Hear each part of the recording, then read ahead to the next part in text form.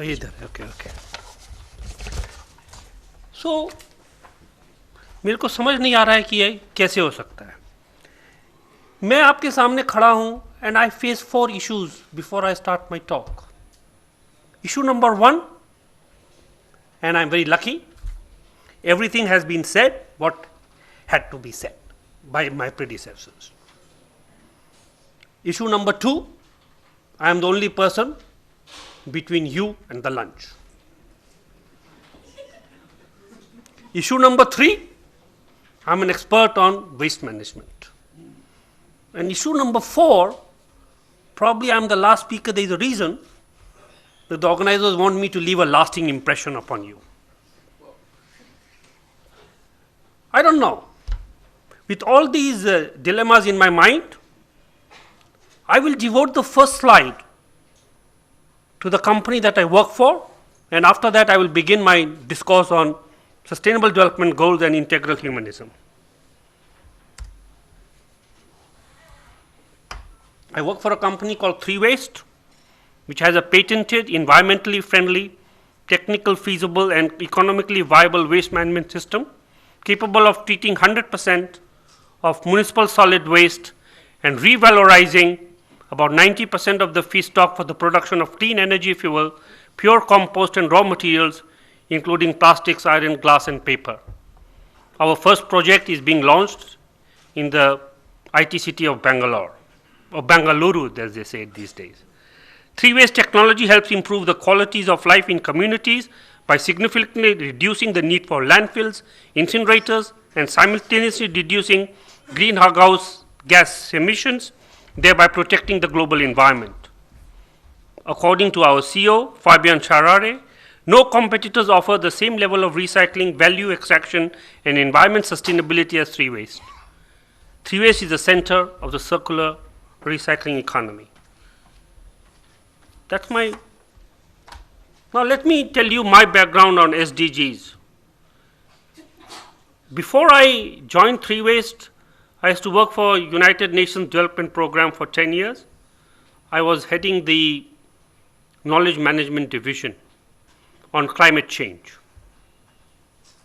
And I think in September 2014 or maybe a few months before that, I met Mr. Atul Jain, who gave me a blue book which is in my bag, which read Integral Humanism. And I must have read that book at least 5-6 times. And then I felt that why was this book not given to us at the UN several years ago? And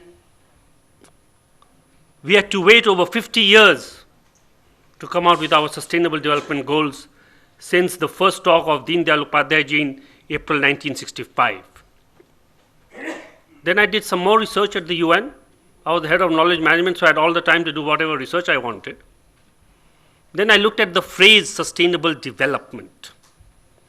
Sustainable development was defined by the United Nations Brundtland Commission in the year 1987. We gave him a project in 1982, and it took him 5 years to define the word sustainable development and all its paraphernalia. While on the other hand, integral humanism, which is a more holistic approach, as my learned predecessors have said, was elucidated in 1965, over 22 years ago, before sustainable development came into being. Why even in 1987 the world did not know about integral humanism? As a nation, I must say, the major reason is our communication abilities are circumspect, and we do not communicate our thoughts and ideas until we really have to do so.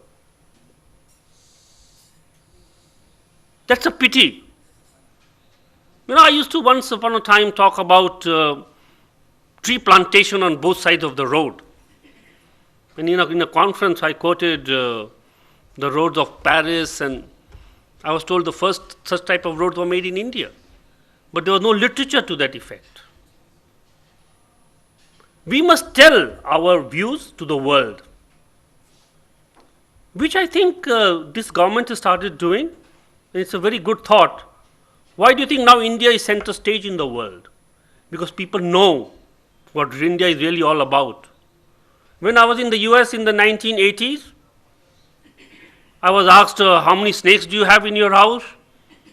Snake charmers, how many elephants and things like that. Do you have a phone? Does phone work in India? Why these thoughts? Because of our poor communication skills. Why are we following the path to implement the SDGs and not inculcating integral humanism, which is more holistic and simpler to understand than SDGs? Believe me, I worked on the SDGs since the whole process of consultation started about 5 years ago. The SDGs have been approved by 193 countries at the United Nations General Assembly, while till recently the concept of integral humanism was unknown. Since this was unknown, we have SDGs. Even in September 2015, most of the countries were not aware of this concept. And the next part is very important. There are 17 goals, 169 targets, and over 230 indicators,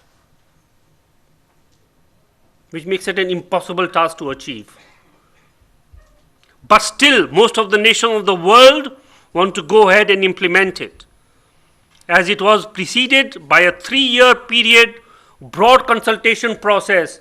I think this is the broadest consultation the UN has ever had in its entire history of 70 years, with large number of member states. I think we had so many working groups, maybe more than 150 member states were involved in this entire consultation process. Lack of proper communication strategy to the world at large. Although we have started communicating about integral humanism now, but we still lack a communication strategy in this regard. We may be communicating it, but the communication strategy is lacking even today. This big booklet all of you have had. This tells you about the linkages of SDGs and integral humanism. Goal number 1. In fact, if you ask me, and many of my predecessors have said, it says end poverty in all its form everywhere. This goal itself encompasses 16 of the 17 goals that we have on integral humanism, ladies and gentlemen. And how does it reflect in integral humanism? Deen Dayalji said, the true indicator of progress is not an increase in the wealth of the rich, but availability of basic amenities and comforts to the poor. Last time when I was at University of Chicago, and I was talking about India, this was in the year 2012, as a UN delegate, I told them, India is not a poor country. You know where we sell the most Rolls Royces in the world? In India. India is a rich country with a lot of poor people. Please mind you, ladies and gentlemen, that's the fact. Why do we have the biggest car makers, Ferrari, the maximum number of sales of Ferrari is in India?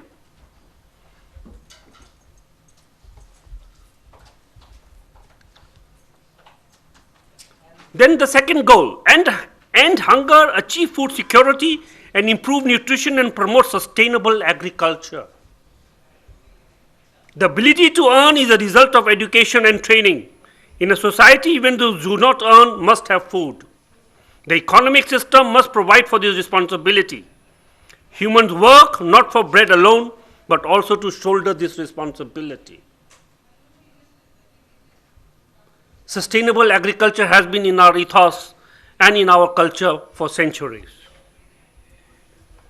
Ensure healthy lives and promote well-being for all at all ages. Deen Dayalji said medical treatment should be free and society should guarantee to all its members. Organizers, don't be afraid. I'm not going to go through all the 17. There is a reason why I'm going through these.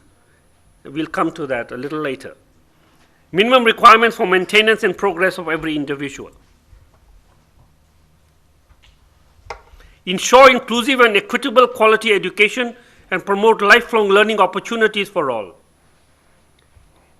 Any economic system must provide for the minimum basic necessities of human life to everyone. Food, clothing, and shelter constitute, broadly speaking, these basic necessities. Similarly, society must enable the individual to carry out his obligations to society by educating him properly. Education does not necessarily mean having a lot of degrees. I have 6 of them, but that doesn't mean I'm educated.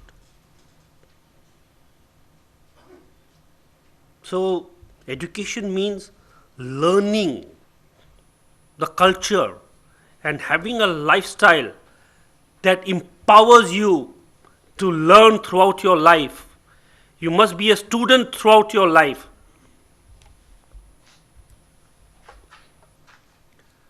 Gender equality and empower all women and girls. This was hotly debated at the UN. See, if you go through these SDGs, you will find they are please everybody kind of concept. UN wanted to please everybody. Therefore, we have 17 SDGs and 169 targets. And if you had integral humanism, you just had 1. How good would that be? Developing a civil society is impossible without educating the mothers. The saying goes, don't give somebody a fish to eat, teach him fishing. The same way, if you educate the mother, you educate the family.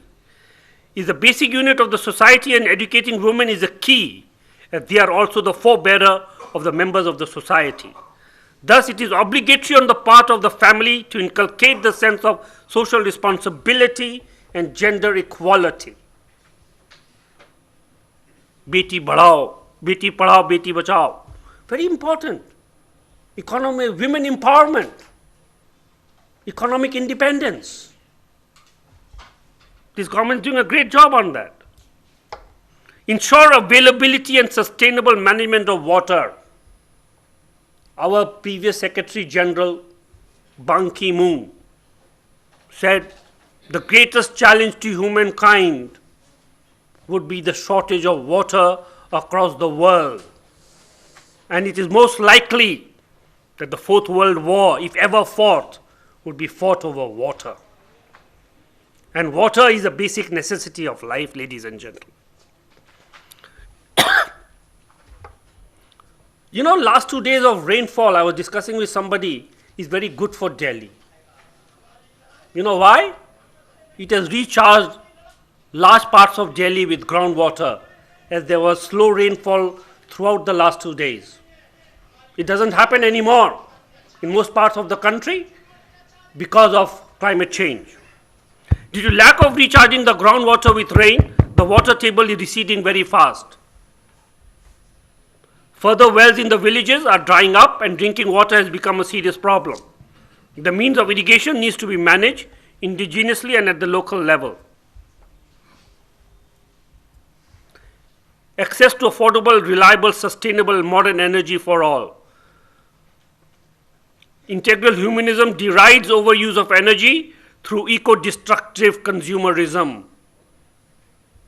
Instead, it evokes inherent intent of the society to provide basic amenities and comforts to the poor.